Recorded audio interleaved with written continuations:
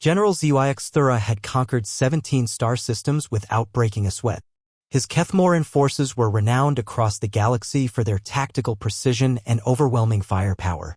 When the Council assigned him to subjugate the third planet of a small yellow star, he expected another routine victory.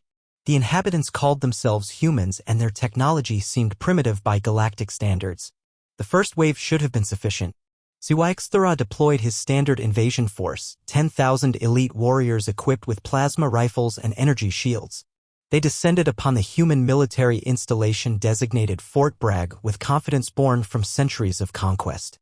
That confidence lasted exactly 14 minutes. "Sir, we're receiving distress calls from the landing zone," reported Lieutenant Veltar, his voice trembling through the comm system. "The humans, they're not fighting like any species we've encountered." SpaceOper leaned forward in his command chair, her eyes narrowing at the tactical display. "Elaborate. They're running toward our plasma fire, sir. Not away from it."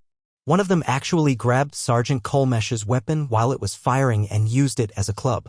The general's mandibles clicked in confusion. "That's impossible. No species exhibits such reckless behavior in combat." "Sir, you need to see this."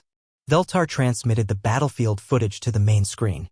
SpaceOper watched in growing disbelief as human soldiers performed acts that defied every military doctrine he'd studied.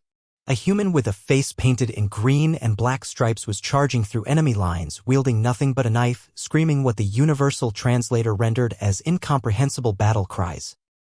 Another human had somehow managed to flip a 2-ton Kethmoran assault vehicle and was using it as cover while firing a weapon that appeared to be held together with metallic tape.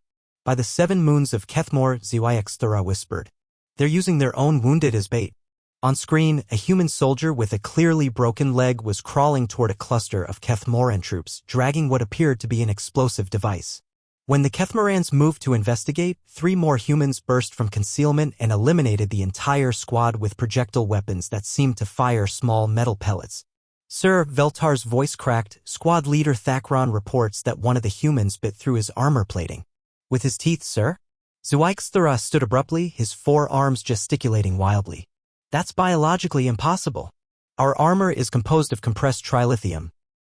The human appears to have removed the trilithium with his dental structures and is now using it as a projectile weapon.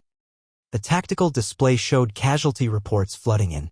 His elite forces were being systematically dismantled by creatures that seemed to operate on pure aggression and impossible determination. One human had apparently constructed a functional weapon from debris and was using it to devastating effect. Another had somehow convinced a group of Kethmoran soldiers to surrender by doing nothing but staring at them while slowly sharpening a blade. "Sir, we're receiving a transmission from the human commander," Veltar announced. "Put it through." The screen flickered to reveal a human male with graying hair and scars across his face. His uniform was torn and he appeared to be missing several teeth, but his eyes burned with an intensity that made SpaceOper's skin crawl. "This is Colonel Murphy, United States Army Rangers," the human said, his voice carrying a disturbing calm. "I'm told you boys think you're tough.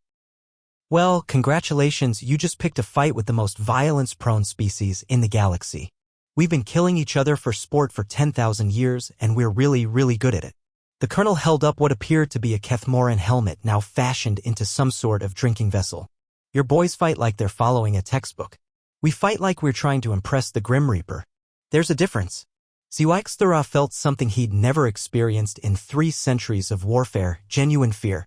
These humans didn't just fight, they seemed to enjoy it.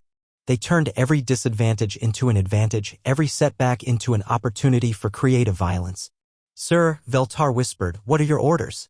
The general stared at the tactical display, watching as his invasion force was systematically destroyed by creatures that seemed to view death as merely another tactical option. His mandibles clicked rapidly. A sign of extreme stress among his people. "Prepare the retreat vessels," he said finally. "And send a message to the Galactic Council, mark this system as forbidden territory. These humans." He paused, searching for the right words. "These human soldiers are absolute beasts."